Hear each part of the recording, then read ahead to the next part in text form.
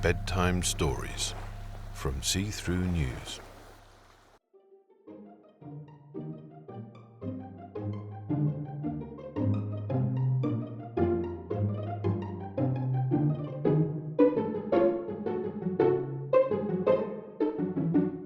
Series 8. The Downsizing Sow. The Three Little Pigs. Updated. By Sternwriter. Episode 2. Book Club Notes for the Downsizing Sow. Chapter 1. Who's the baddie?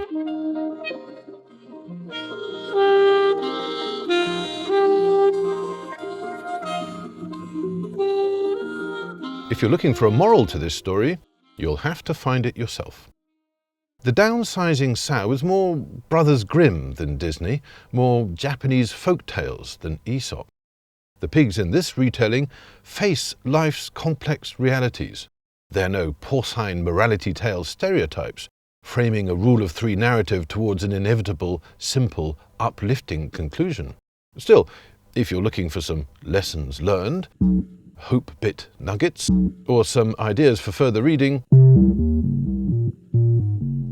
this is for you. Think of it as some book club discussion notes.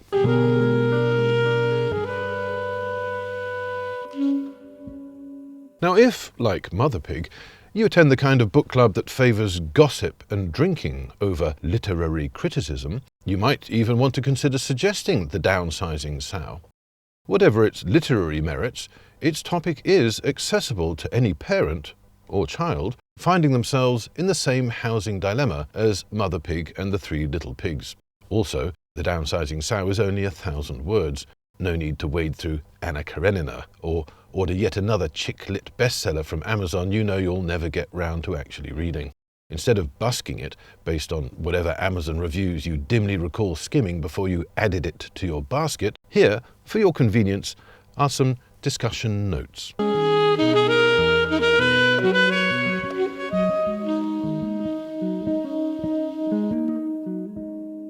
They address the key question of this hard-nosed update to a soft soap fairy tale.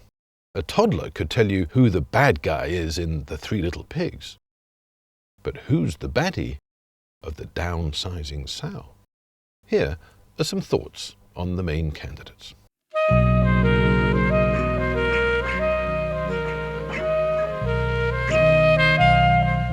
Chapter 2. Is Mother Pig the baddie? Unless you object strongly to her potty mouth, it's hard to see Mother Pig as anything other than, at best, the story's hero, and at worst, its victim. Staunch matriarch, doing her best under trying circumstances, striving to help her litter build their own lives. Mother Pig delivers tough love, while showing a sensitive understanding of her offspring's limited options.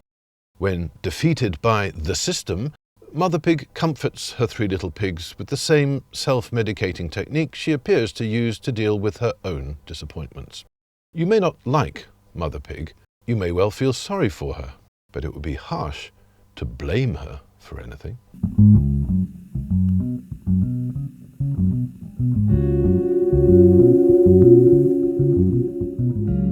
Chapter 3. Is Small Pig the baddie? Some might credit Small Pig for thinking outside the noddy box. Others might roll their eyes at a naive, doomed attempt to slip something past the planners. Small Pig's planning application could be dismissed as a patent self-sabotaging ruse, designed to fail and to perpetuate the Three Little Pigs' comfortable, feckless lifestyle, sponging off poor Mother Pig.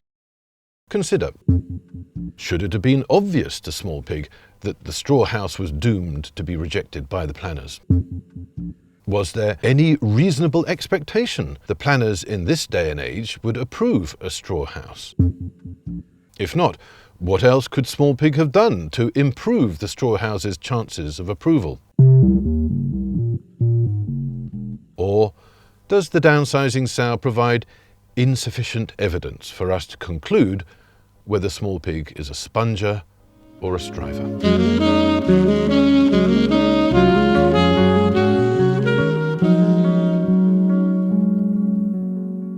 Chapter 4. Is Middle Pig the baddie? See Small Pig. Like small pig's straw house, middle pig's wood house's use of unfamiliar round wood instead of standard C16 and C24 certified timber could be seen as a transparent performative gesture, made in bad faith, knowing full well it would be rejected. If so, the wood house ruse wasn't even original, merely a knockoff version of small pig's cunning plan to stay at home. Plagiarism would be another strike against middle pig, though whether that's enough to merit baddie status is another matter. Otherwise, the Downsizing Sow offers the reader no more evidence for deducing the true intentions of middle pig than it does for small pig.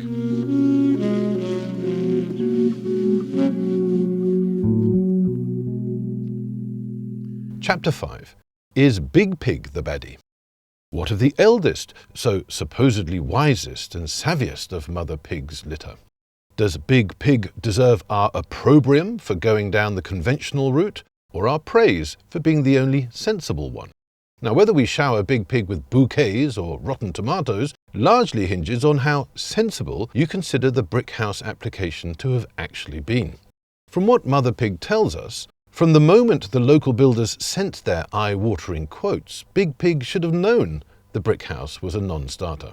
Did Big Pig honestly believe that just for once prices might plummet? Or a 0 hours boss would magically dispense a massive promotion or huge bonus? Or a winning lottery ticket would solve everything? Pigs, a wag could observe, might fly. Arguably, Big Pig's application was even less realistic and even more doomed to fail than those of small pig and middle pig.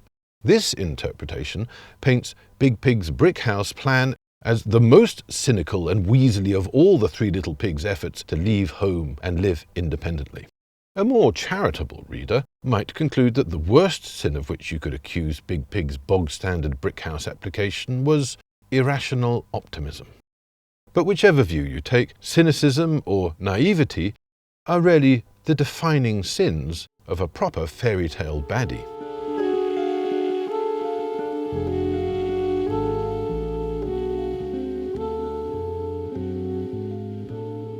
Chapter 6. Is the big bad wolf the baddie? Now, in the original telling, the clue was very much in the name. In the way of moralistic fairy tales, the three little pigs left no doubt that the big bad wolf was the story's baddie. Pigs good, wolves evil. The big bad wolf's role in the Downsizing Sow, however, is considerably more ambiguous. Times have changed. Just as pigs these days are assessed as having intelligence, emotions, and personality comparable to a 4-year-old human, rather than the filthy slob stereotype Mother Pig uses, ironically, to characterize the three little pigs' behavior, the baddie status of wolves is also undergoing revision. Once lamb snatchers or granny eaters with what large teeth you have, wolves are increasingly seen as critical apex predators that shape wildernesses, improving biodiversity via trophic cascade. The Downsizing Sow's recasting of the big bad wolf reflects this more nuanced modern attitude to our lupine fellow mammals. More The Jungle Book than Little Red Riding Hood. No longer moustache-twirling villain, this rebooted big bad wolf appears to have regenerated as implacable nature. The big bad wolf of the Downsizing Sow resembles the fickle Greek gods, neither good nor evil, just acting out their godlike natures, indifferent to the consequences for mere mortals. Or, to put it another way, a synergistic, homeostatic, planetary-level, self-regulatory system. Gaia.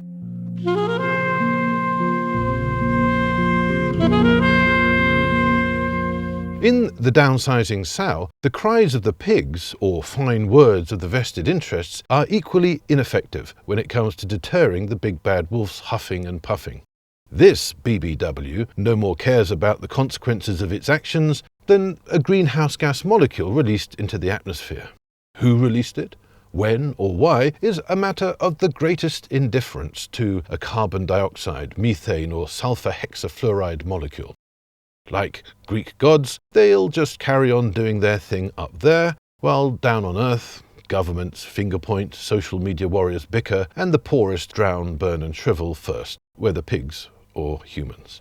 The big bad wolf is no more the baddie of the Downsizing Sow than the sun, shining in the sky in the original version when the three little pigs' search for building materials is solved by generous souls pushing wheelbarrows full of straw, sticks and bricks.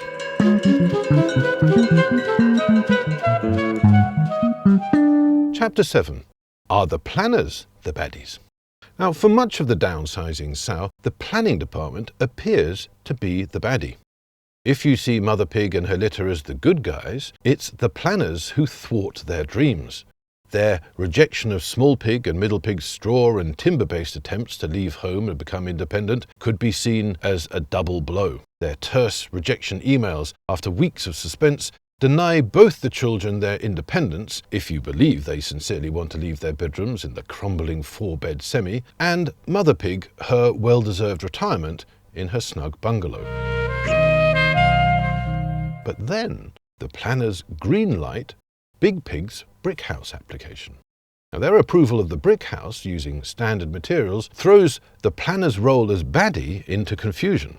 By waving through Big Pig's application in days, the planners complicate any reader's attempt to cast them as the pencil-pushing bureaucrat baddies, gratuitously and gleefully rejecting any and all applications. Even if you choose to see the planners as sinners, their yes to the brick house makes their sin less obvious, like the Vatican having to retrospectively downgrade their condemnation of Galileo after thinking about it for 359 years. Fairy tales need to clearly signpost baddies because children are yet to develop the capacity for balancing complex, interacting, multifactorial nuance. Populists know that most of us don't grow out of this. We all want simple fairy tale endings. The problem is, we live in a complex, multifaceted world where the only ending is the one we choose for ourselves through our collective action or inaction. Like the pig family, the planners too can be seen as victims of the system rather than as its enforcers. Which begs the question, in our Hunt the Baddie quest, of who or what the system is in the Downsizing Sow.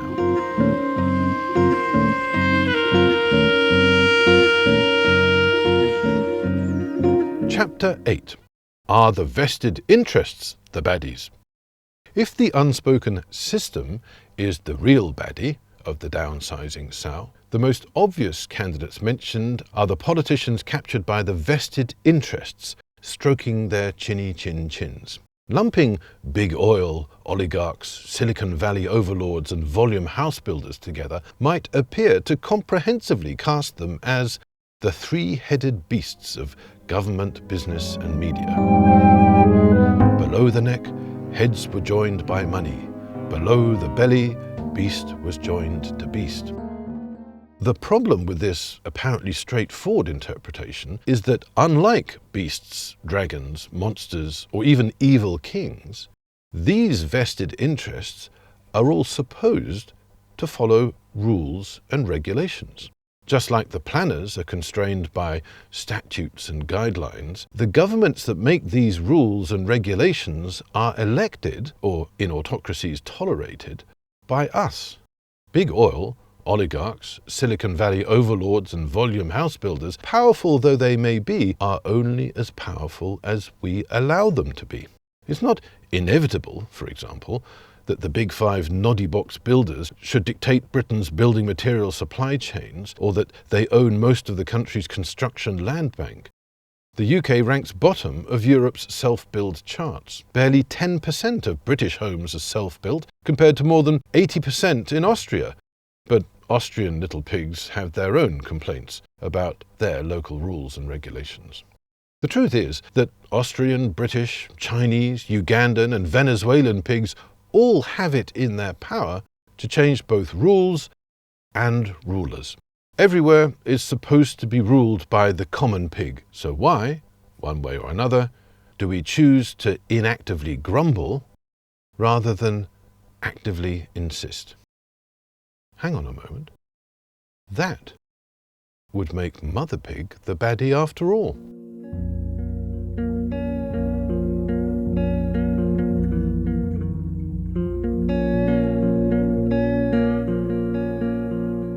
Chapter 9. Assumptions. Let's take a step even further back. What's the point of assigning baddie roles to narratives at all? Why do we find it so important to assign blame? Does identifying one single clause help or hinder fixing a complex problem? Now, we're all quick to mount our high horses and start dispensing blame or credit. It makes us feel powerful, like Greek gods issuing forth lightning bolts. And now, a good finger-pointing session makes us all feel better and reassures us that everyone else is an idiot. But what does it change? Those causing greenhouse effects should think twice before casting the first stone. Say, like the See-Through Network, you're a pragmatist who just wants to move ordinary people from climate inaction to action.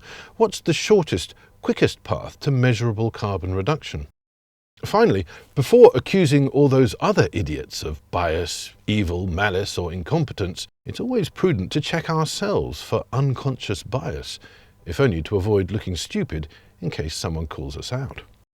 For example, what gender do you think the three little pigs are? The Downsizing Sow uses she for mother pig and he for the big bad wolf, but not for little pig, middle pig, and big pig. Did you imagine them as male or female? If so, why? Assume makes an ass out of you and me.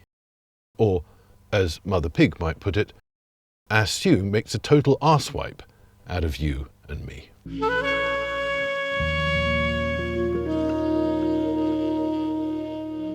If you're the type of person who would rather nudge rulers into changing rules and ordinary people into changing behaviour that would promote carbon drawdown, the See-Through Network may be for you.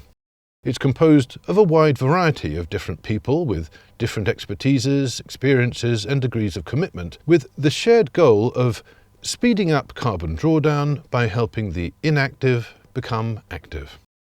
Email volunteer@seethroughnews.org for details, or like and share this podcast widely. Thank you for listening.